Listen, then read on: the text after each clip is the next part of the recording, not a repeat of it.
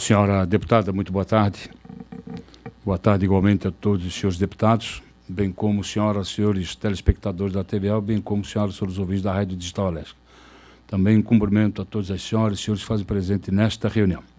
E havendo quórum regimental, damos início à reunião da Comissão Parlamentar de Inquérito, constituída que foi pelo lado da presidência de número 0030-DL de 21 de fevereiro de 2019. Os senhores deputados receberem seus respectivos gabinetes cópia da ata da 31ª reunião da Comissão Parlamentar de Inquérito em discussão, não havendo quem queira discutir em votação. Os senhores deputados com cópia permaneçam como se encontram. Aprovado.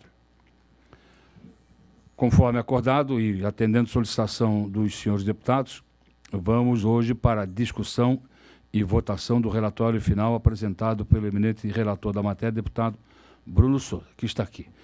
Então, vamos fazer a discussão e depois a votação. Eu coloco... Haverá discussão do relatório do deputado Bruno. Quem queira discutir. Senhor presidente, não sei se já caberia agora... Deputado Ismael dos Santos, com a palavra. Se já caberia agora a minha declaração de voto, ou se posteriormente eu tenho um arrazoado que eu gostaria de fazer a leitura. Vossa Excelência pode, sim, com certeza absoluta.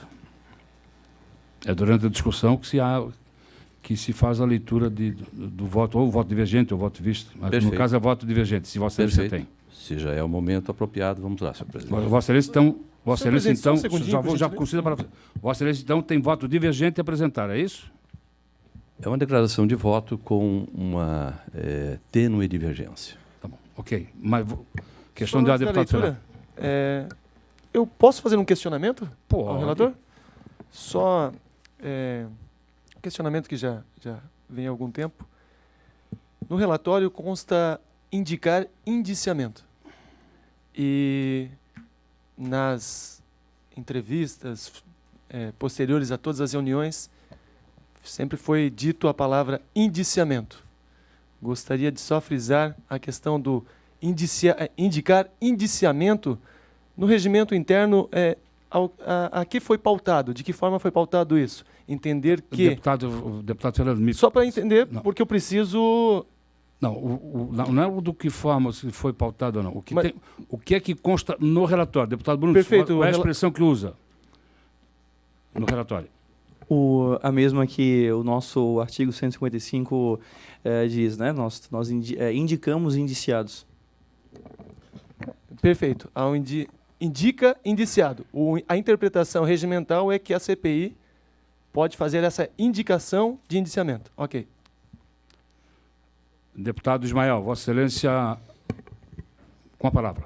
Obrigado, senhor presidente, senhores deputados, senhora deputada, aqueles que nos acompanham aqui no plenarinho e também pelas nossas TV Legislativa, Rádio Alesc e os nossos canais de comunicação. Senhor presidente, o ilustre deputado Bruno Souza apresentou seu relatório final à Comissão Parlamentar de Inquérito. Eu tive a oportunidade, nesse final de semana, com nossa assessoria jurídica, de me debruçar sobre ele. Essa comissão foi criada segundo o ato da presidência 030-DL, de 21/2/2019, para, abro aspas, investigar ilicitudes praticadas nas obras da Ponte Hercílio Luz, em procedimentos licitatórios ocorridos e a sua interdição até a atualidade, fecho aspas. O seu substancioso trabalho é subdividido em 6 partes e contém 1.720 páginas, 1.727 páginas. Essa subdivisão envolve, até para que aqueles que nos acompanham entendam, uma introdução ao tema, que é a primeira parte, a referência à Constituição e finalidade da comissão, segunda parte, a transcrição dos depoimentos prestados, terceira parte, as viagens realizadas, a quarta parte, a documentação recebida e anexada, quinta parte, e o voto, que é a sexta e última parte, cujas conclusões se esgotam com a proposição de responsabilizações e indiciamentos de empresas e pessoas que indica e nomina. Entregue o relatório, encontra-se aberta a oportunidade para que os demais deputados possam apreciá-lo, seja para concordar ou dele discordar, total ou parcialmente, propondo alterações ao que se agrega a possibilidade da sua rejeição, e foi isso que tentamos fazer, senhor presidente. Mas antes de qualquer consideração a respeito do voto já proferido, indispensável destacar o trabalho sério e criterioso dessa comissão parlamentar, a que vim me agregar no final dos trabalhos, com louvor ao empenho do senhor presidente, deputado Marcos, Vieira e dedicação do deputado Bruno Souza, incansável relator. A relevância da matéria dispensa comentários, sobejando apenas a análise do voto e de suas conclusões que o faço. Recolho do voto, folhas 1681 a 1727, a preocupação com a máxima fidelidade e isenção quanto à utilização dos elementos de prova captados, sendo perceptível aquilo que representa a juízo próprio relator, bem assim a intenção de tratar objetivamente das, abro aspas, responsabilizações e indiciamentos, fecho aspas, conforme a folha 1719, atribuindo às pessoas físicas determinadas a prática de crimes e atos de improbidade, como as pessoas jurídicas também nominalmente indicadas, atos que justificariam na seara administrativa, na eventualidade de constatação de atuação indevida, a aplicação de sanções administrativas, de declaração de idoneidade, suspensão de participação em processos licitatórios, entre outras, com previsão em legislação própria. A proposta do eminente relator, portanto, é pelo indiciamento de pessoas por crimes e atos de improbidade e pela responsabilização eventual das empresas mediante a aplicação das sanções administrativas.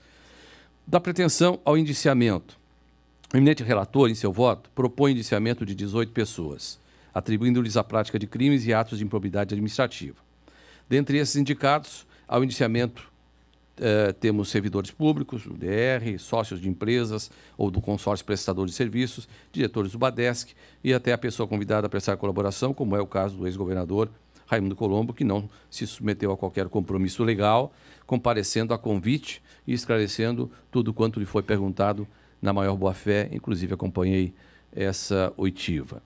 Quanto aos demais, em sua grande maioria, a presença CPI se fez desacompanhada de advogado, sem a formal tomada de compromisso ou de advertência de direito ao silêncio, até porque havia afirmação do ilustre relator, abro aspas, de que ninguém que vem aqui vem na figura de suspeito, nada disso. É uma sugestão, uma convocação, a pessoa vem aqui apenas para nos ajudar, fecho aspas, ata da 26ª reunião. Essa falta de advertência, esteja o depoente na condição de indiciado, de testemunha ou de suspeito, faz ilícita toda a prova que venha a ser usada contra quem prestou a declaração, conforme habeas corpus 80.949 do ministro Sepúlveda pertence. Portanto, as contribuições que emergiram dos depoimentos prestados só têm valor no que não implique em prejuízo aos declarantes, não podendo o relator tirar qualquer ilação em detrimento dos direitos desses.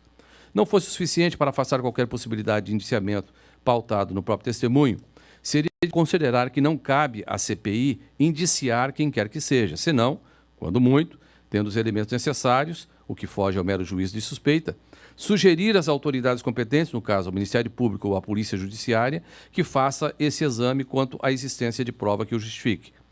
É que não é de atribuição da Assembleia Legislativa do Estado fazer indiciamentos, ou seja, produzir um ato técnico-jurídico de imputação oficial da prática deste ou daquele crime, ou de imputar a alguém, numa avaliação subjetiva própria do órgão acusador, ato de improbidade.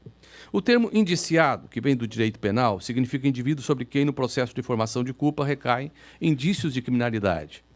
Ora, os poderes investigados que cabem à CPI distanciam-se dos poderes acusatórios que legitimariam o indiciamento, o que é próprio do Executivo, por seus atores, a Polícia Judiciária e o Ministério Público. Esse indiciamento, já se disse, abro aspas, conforme habeas corpus 140.590, não pode nem deve constituir um ato de arbítrio do Estado, especialmente se considerarem as graves implicações morais e jurídicas que derivam da formal adoção no âmbito da investigação penal dessa medida da Polícia Judiciária, fecho aspas. Como lembrado pelo ministro Celso de Mello, o indiciamento, como se sabe, constitui ato administrativo de índole persecutório penal de competência privativa da autoridade policial, a quem incumbe, mediante deliberação fundamentada, promover a análise técnico-jurídica do fato delituoso, indicando-lhe a autoria, a materialidade e os demais elementos circunstanciais, tal como determina a Lei 12.830. Assim, o indiciamento não é ato da alçada deste Parlamento, como também não é, pelas graves implicações que suscita, de ordem ética e moral, conjecturar sobre a ocorrência ou não de crimes ou atos de improbidade administrativa que já estejam sob apuração judicial ou mesmo prescritos. Tal especulação só se presta para enodoar ou denegrir a imagem alheia, sem maior proveito, podendo resvalar tanto para a prática de crimes contra a honra, a exemplo da calúnia e da difamação, o que não é próprio de um parlamento, isento e cônscio de suas responsabilidades, quanto evidenciar a possibilidade, ainda que remota, do reconhecimento de abuso de autoridade, a Lei 13.869. Vale ressaltar que este se manifesta na atualidade até mesmo na antecipação de culpa por parte do responsável pelas investigações, antes de concluídas as apurações e formalizada a acusação, que é própria do Ministério Público. Não se trata aqui, senhor presidente, como quer fazer crer o eminente relator, de cumprir a missão de levantar os fatos para que o cidadão possa compreender o que de relevante ocorreu no episódio da Ponte Hercílio Luz ao longo das diversas contratações, porquanto os fatos estão postos e documentados. O que está em jogo é a credibilidade do Poder Legislativo Estadual, que não deve se prestar a acusações que possam ser concebidas como temerárias ou infundadas. Tomo, por exemplo, a imputação de associação criminosa, Código Penal 288, lançada contra 4 pessoas de um consórcio de empresas, a implicar na indicação pueril de que formavam uma quadrilha ou bando, associados de forma estável e permanente para a prática reiterada de crimes. Isso é de uma gravidade a toda prova, uma exposição de que não merecem as pessoas, muito menos esse parlamento, que se transformaria em um órgão acusador quando esse papel não lhe cabe. Também difícil de digerir a imputação de falsidade ideológica, Código Penal 299, feita a representantes legais de 2 consórcios, sob o argumento de que teriam inserido declaração falsa no primeiro caso, fazendo crer da existência de consórcio quando ainda não constituído, e no segundo, por fazer a autoridade pública crer sobre a constituição formal do consórcio quando, em verdade, não se teria conhecimento desse registro. Ora, nesses casos, há até certa precipitação, a qual, antes de imputar a prática de crime de tamanha gravidade, deveria formalmente diligenciar essas pessoas quanto à existência ou não de consórcio ou sua constituição tempestiva.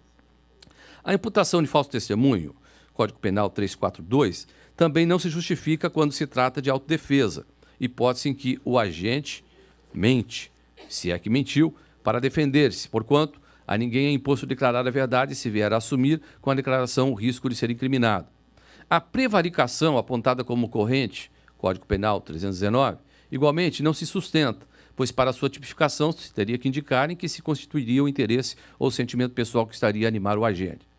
Falar, abro aspas, em condescência criminosa, Código Penal 320, que implica em ato doloso, pela omissão proposital ou por indulgência ou por tolerância, quando cabia punir subordinado, mostra-se, no meu ver, exagerado, senão pretensão gratuita de prejudicar a pessoa com vida pública, na medida em que esta sequer poderá se defender da acusação, porquanto prescrita qualquer pretensão punitiva do Estado juiz, constituindo verdadeiro abuso no pátio do Parlamento, se isso for assentido. O mesmo se diga sobre a imputação de advocacia administrativa, Código Penal 321, que envolveria apadrinhamento não demonstrado de interesses alheios, o que também já estaria prescrito, só servindo a acusação para desgastar a imagem pública do servidor, lançando penas ao vento, sem direito de defesa, a contrariar os mais comezinhos princípios democráticos republicanos que cabe a este parlamento exortar e não apequenar. As acusações de ato de improbidade, da mesma forma, desafiam a modificação ou a rejeição desse relatório, não apenas pelo fato de que muitas das pessoas nominadas já estão a se defender em ações civis públicas movidas pelo Ministério Público, mas também pela circunstância de que os fatos narrados não justificam essa acusação, ou já estão prescritos de forma a não mais implicar em qualquer sanção punitiva. Aliás, a maioria das improbidades apontadas no relatório decorreria exatamente dos ilícitos penais imputados, devendo ser considerada a independência entre as instâncias civil e penal, de modo a, igualmente, orientar a alteração ou a rejeição da proposição do ilustre relator. Sobre a responsabilização eventual das empresas, eu diria que, sem a necessária segurança, o relatório do ilustre deputado Bruno de Souza apela para que se promovam, em outra seara, certamente perante o Executivo, as investigações complementares para apuração de eventuais irregularidades e, havendo sua constatação, a aplicação das sanções pertinentes, a exemplo da declaração de inidoneidade e de suspensão da atuação das empresas em processos licitatórios em outras cabíveis. Ocorre, entretanto, que se tem por presumido, em regra, que, fim do contrato sem qualquer contestação do contratante, há o reconhecimento implícito de sua execução conforme do contrato, não mais se justificando penalização administrativa. Diversamente, para os casos de infrações graves, punidas com multa, suspensão do direito ou contratar ou licitar, ou com a declaração de inidoneidade, se tem o prazo quinquenal, como um marco de incidência da prescrição, constatados da data ou ato ou fato lesivo, o que retira quaisquer perspectivas de se alcançar a essa altura as empresas referenciadas pelo ilustre relator.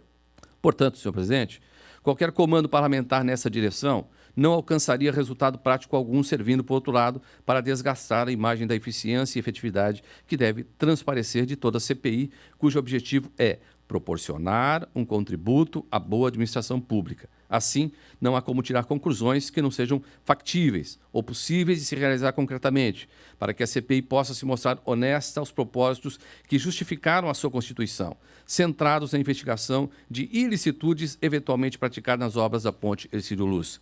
Concluo, senhor presidente. Tanto quanto ocorre no inquérito policial, o presente inquérito parlamentar se presta única e exclusivamente para subsidiar o Ministério Público, que é o titular da ação penal, de elementos que permitam exercer de modo eficiente o poder de atuar reprimindo qualquer ilegalidade que a seu juízo reconheça. É ao Ministério Público que incumbe, com exclusividade, segundo as regras constitucionais, artigo 129 da nossa Constituição Federal, avaliar os elementos de informação de que disponha ou venha a dispor para formação, se for o caso, para oferecimento de denúncia.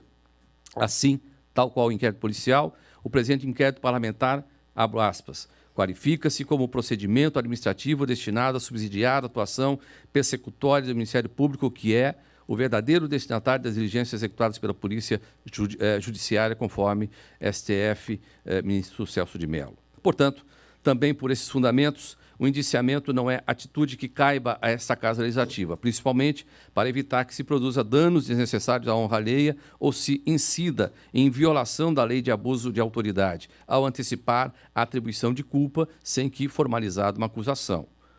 Aliás, para o Procurador-Geral da República, Rodrigo Janot, ex-procurador, em pronunciamento na ação direta de inconstitucionalidade, o indiciamento seria ato juridicamente relevante e total, absoluta e completamente dispensável. Para este, qualquer neófito em direito sabe que somente se consolida a relação processual penal para cada acusado se houver denúncia do Ministério Público e se esta for recebida, e que fere o princípio da proporcionalidade de impor elaboração de ato fundamentado de indiciamento, porquanto isso servirá só para gerar estigma completamente inútil para qualquer cidadão investigado e para dar ares de decisão judicial à análise de delegado de polícia, leia-se comissão parlamentar, desviando de sua função de investigador de crimes, o que nem seria o caso dessa comissão, sem com isso gerar benefício algum para a investigação, muito menos para o processo penal. Diz mais ainda o artigo do ex-procurador Janot, que, ao contrário disso, a nociva prática de indiciar pessoas acarreta prejuízos à investigação e à atividade judiciária, pois gera uma pecha inútil para o investigado, consome tempo de delegados que deveriam empregá-lo na investigação, não em análises jurídicas, acarreta ajuizamento de habeas corpus e outras ações e incidentes para discutir ato desnecessário com desperdício de tempo e de recursos do Poder Judiciário para processar e julgar esse tipo de processo. Enfim, para o procurador, o ato de indiciamento presta-se apenas a estigmatizar o cidadão investigado, tendo como resultado principal prender rótulo ao investigado que passa a categoria de indiciado, sobretudo quando a imprensa se interessa pelo caso. Assim ocorrendo, considerados que sejam a existência de investigações já instauradas pelo Ministério Público sobre o caso da ponte Hercílio Luz, bem como a propositura de ações civis públicas sobre o mesmo assunto, a posição da Comissão Parlamentar de Inquérito, para ser isenta e republicana, deve limitar-se à declaração pura e simples do encerramento das investigações com a disponibilização de todo o rico material recolhido ao Ministério Público e à Procuradoria do Estado para que, dele conhecendo em sua inteireza, venham a dar os encaminhamentos que a ordem jurídica preconiza, avaliando, ponderando e denunciando, se for o caso, aquele que entender a seu juízo, responsável penal, civil ou de forma administrativa por algum ilícito ou irregularidade. Assim, não comporta a essa augusta comissão ou a Assembleia Legislativa do Estado emitir juízo subjetivo prévio sobre os acontecimentos, porquanto, na atualidade da força da lei de abuso de autoridade, isso depende de se ter por formalizada a acusação que não é da sua alçada produzir. Ante o exposto, pedindo vênia ao doutor redator, apresento a essa augusta Comissão Parlamentar de Inquérito declaração de voto divergente com o fundamento já mencionado, propondo, na forma do artigo 146 do Regimento Interno, a alteração da parte conclusiva do voto do eminente relator para retirar a indicação das responsabilizações e indiciamentos propostos, deixando ao juízo subjetivo próprio do Ministério Público, que detém a titularidade de ação penal, fazê-lo ou, alternativamente, não acolhida essa alteração, senhor presidente, na forma do artigo 146 do Regimento Interno, a rejeição do relatório final e a designação de um novo relator para a redação do voto vencedor. Era isso, senhor presidente. Obrigado.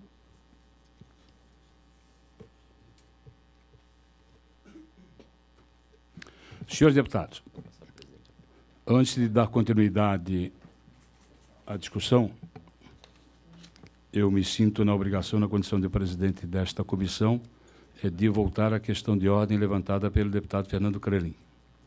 Quando Sua Excelência pergunta sobre o indiciamento das pessoas relacionadas. Eu perguntei ao deputado Bruno qual é o enquadramento no regimento. E o deputado Bruno falou que estaria enquadrado no artigo 155. Eu pergunto, pergunta a Vossa Excelência se confirma se é o artigo 155. Que a senhora fala. Por dedução, o artigo 155, no seu parágrafo 2º, ele determina a realização de diligências, perícias, inspeções, auditorias de natureza contábil, financeira, orçamentária, operacional e patrimonial e ouvir indiciados. Também usamos também como analogia também o CPC e também os mesmos procedimentos que foram usados e apontados na CPI recente do BNDES, que pediu o indiciamento de 52 pessoas, ou na CPI dos Correios, também famosa CPI dos Correios, que pediu o indiciamento, que no seu capítulo 10 também ela tem um capítulo totalmente dedicado aos pedidos de indiciamento. Então, os trabalhos técnicos, que novamente eu volto a ressaltar, não foram os trabalhos técnicos do deputado Bruno Souza. Nós tivemos desde o começo aprovado por essa CPI uma parceria técnica com o Tribunal de Contas e com o MP de Contas. Então, foi sempre... Deputado Bruno, vamos à questão de ordem, deputado. Nós usamos os mesmos procedimentos análogos a esses e também seguimos a interpretação do nosso regimento. Senhores deputados, não posso aqui passar informação que não é correta aos senhores deputados. O regimento interno da comissão diz o seguinte, artigo 155, a comissão parlamentar de inquérito detentora de poder investigatório próprio das autoridades judiciais poderá observar da legislação específica, requisitar servidores dos poderes, dos serviços administrativos da Assembleia Legislativa, bem como em caráter transitório de qualquer outro poder ou órgão constitucionalmente constituído. Inciso 2º. Determinar a realização de diligências e perícias, inspeções, auditorias de natureza contábil, financeira, orçamentária, operacional, requisitar, ouvir indiciados, inquirir testemunhas sob compromisso. Nós não ouvimos aqui nenhum indiciado. Todos que foram ouvidos aqui foram na condição de convocados como testemunhas ou convidados como testemunha. Não houve, verdade seja dita, vamos clarear bem para não deixar dúvida. Não houve qualquer convocação de qualquer pessoa já indiciada. O que houve foi convocação de testemunhas ou convite de testemunhas. Pois bem, e o nosso regimento no capítulo 10º, que trata da instalação, da eleição das reuniões, não menciona, é completamente omisso quanto à palavra indiciar. A pessoa chegar aqui como indiciado é uma coisa, e sair daqui como indiciado é outra coisa completamente diferente. Então, nosso regimento. Fica, respeito o relatório do deputado Bruno, mas tenho que clarear e dizer para os senhores o que determina o nosso regimento. Nosso regimento não obriga, quando constatada qualquer irregularidade, que a pessoa saia daqui indiciada. Isso consta do relatório dele. O regimento não obriga. Então, feito o esclarecimento, vamos para a parte da continuidade de discussão do relatório do deputado Bruno. Quero aqui, senhoras e senhores, dizer a Vossa Excelência, o deputado Bruno fez o seu relatório. Completo, leu. Nós estamos na fase de discussão. O deputado Ismael fez uma declaração de voto divergente. Se o relatório do deputado Bruno for aprovado, fica completamente desconsiderado a declaração de voto divergente de Vossa Excelência. Se o relatório do deputado Bruno for rejeitado, eu lhe designo relator do voto vencedor. E aí Vossa Excelência é que vai dizer se transforma essa declaração de voto divergente em voto divergente. Se assim o fizer, eu coloco em votação o voto divergente de Vossa Excelência. Então, esse é o rito da nossa reunião a partir de agora, conforme determina a regra geral das comissões.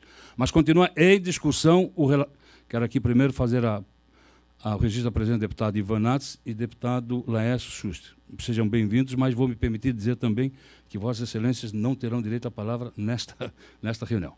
Não são membros da comissão. Desculpe, mas vou fazer cumprir. Senhores deputados,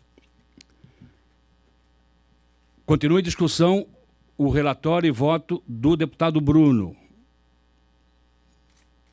Não havendo quem queira discutir, vou colocar em votação o relatório e voto do deputado Bruno.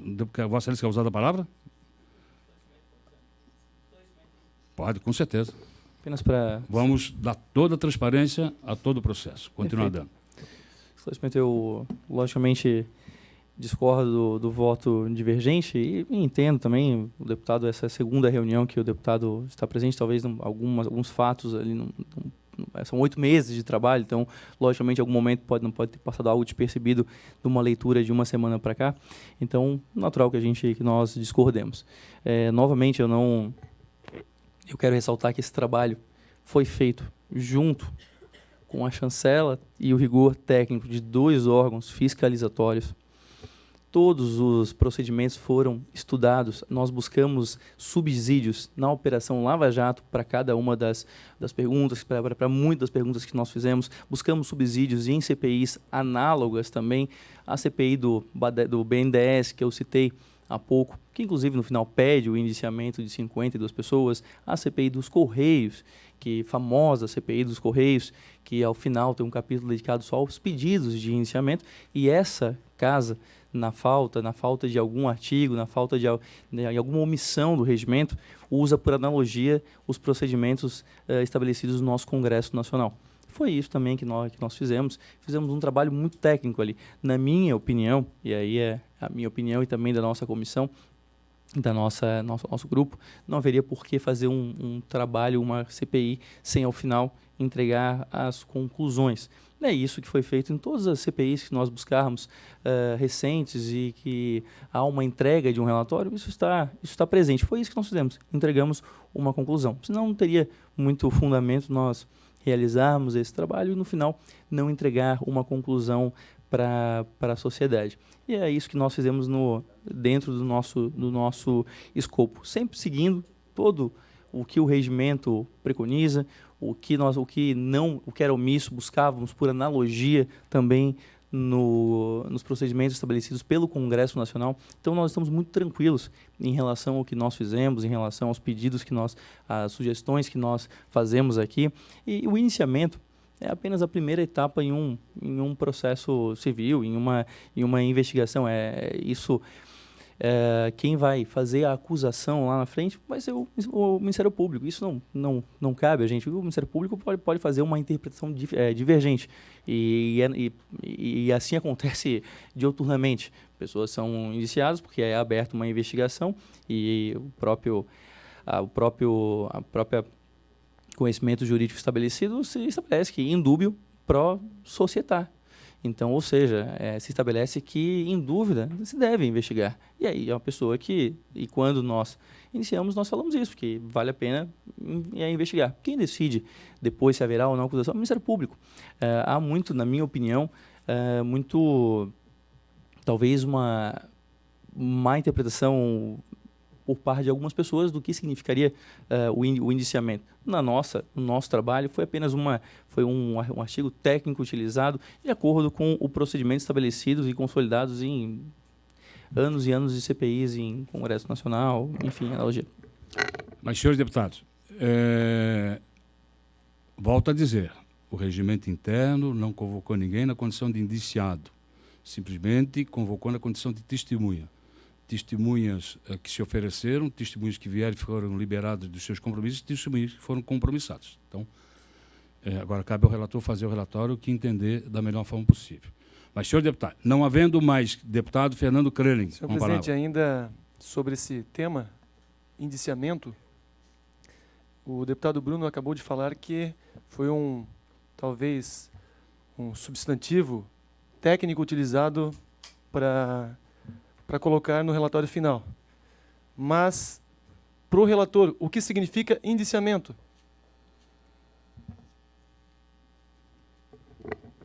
O mesmo que preconiza o nosso Código de Processamento Penal.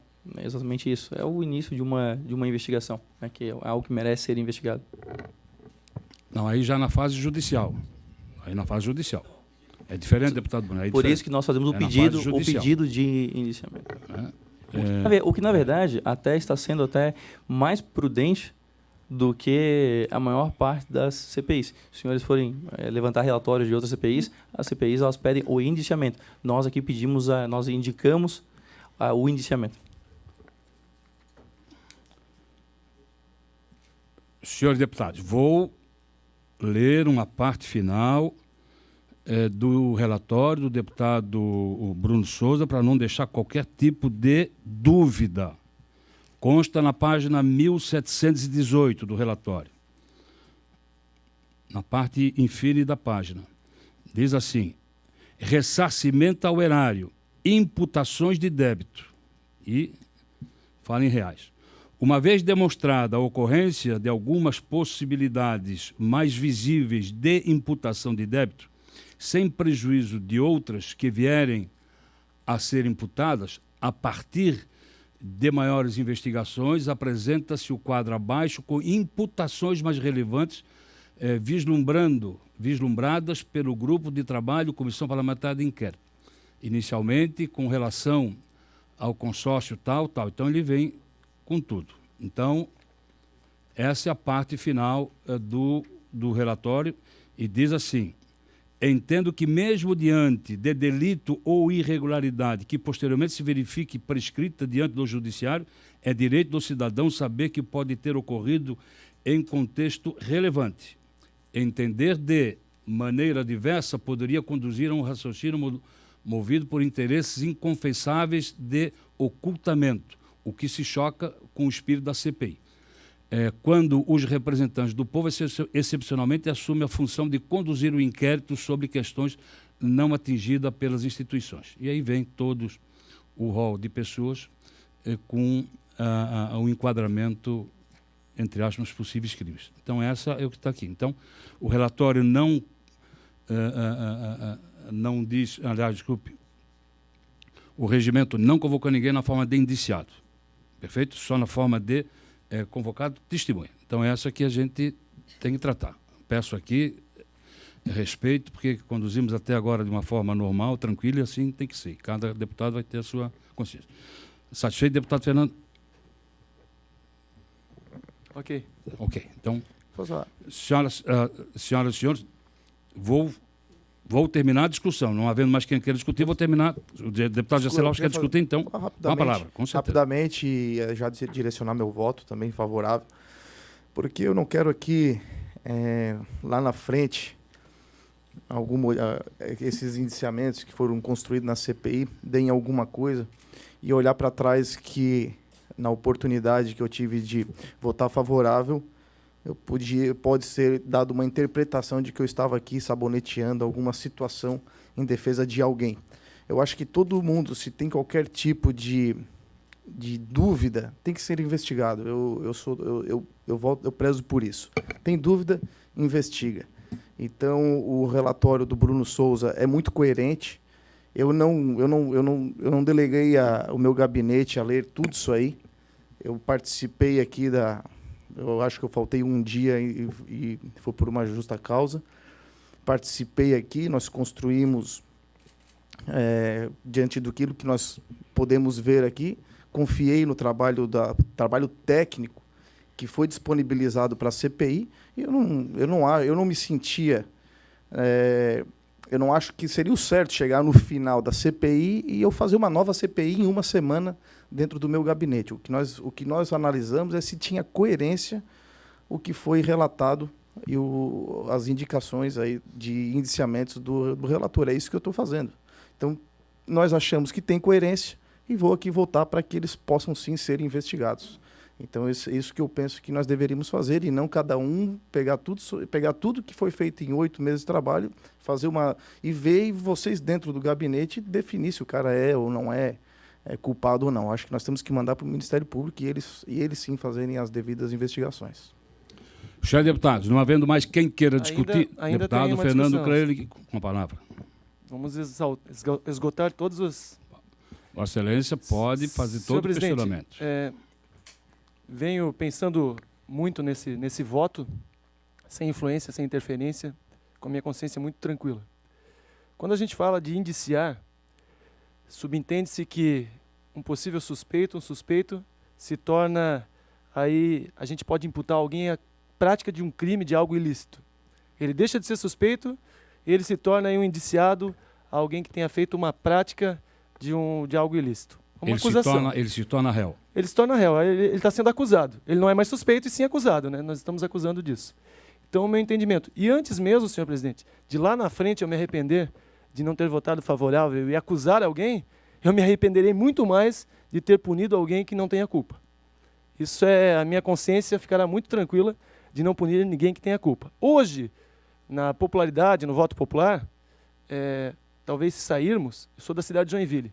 Se for perguntar na minha cidade de Joinville, 90% da população diria que essa ponte já deveria ter sido derrubada há muitos anos. Esse é o entendimento. Mas, também, quando assinei a CPI, fiz parte da CPI, tive um entendimento, inclusive, que nós pudéssemos achar de que forma foi utilizado esses recursos da ponte, se foram utilizados de forma correta ou errônea. Eu lendo o relatório do relator, do Bruno Souza, eu concordei com muita coisa que ali está.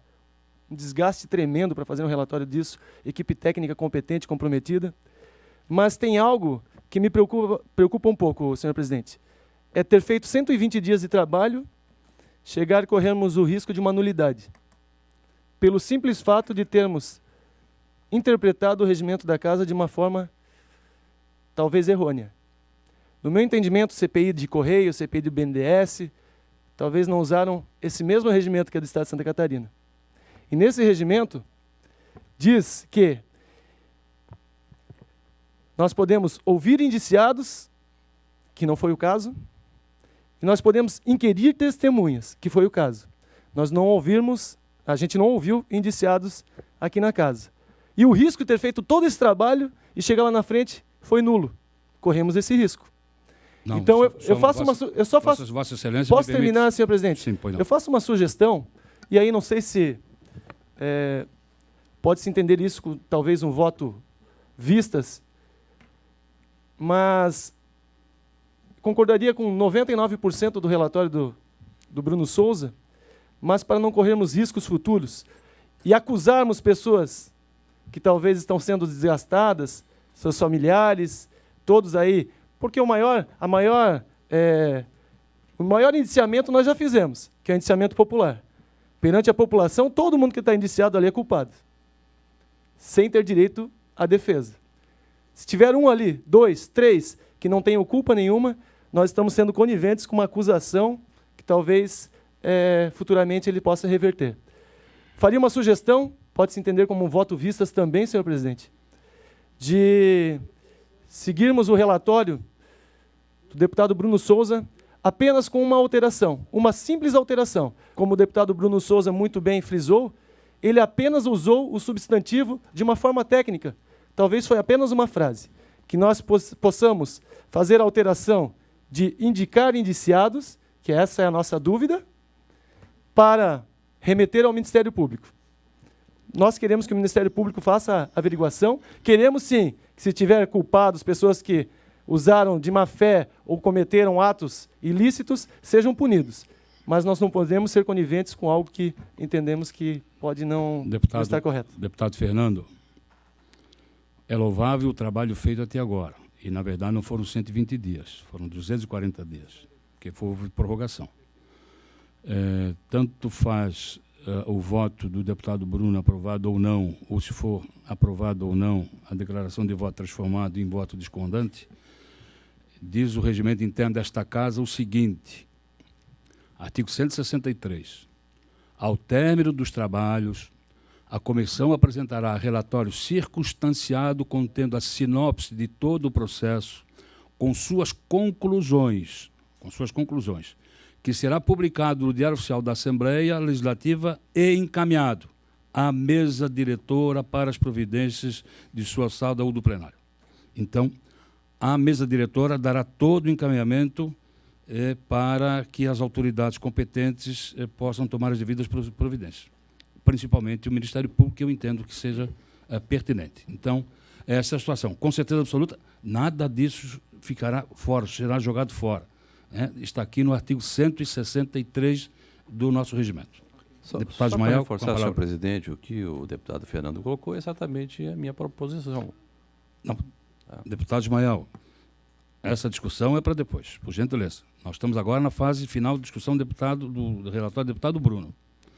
Senhor deputado, não havendo mais quem queira discutir o relatório do deputado Bruno Souza, eu vou colocar em votação. Os senhores deputados que concordam permaneçam como se encontram e os que rejeitam se manifestem.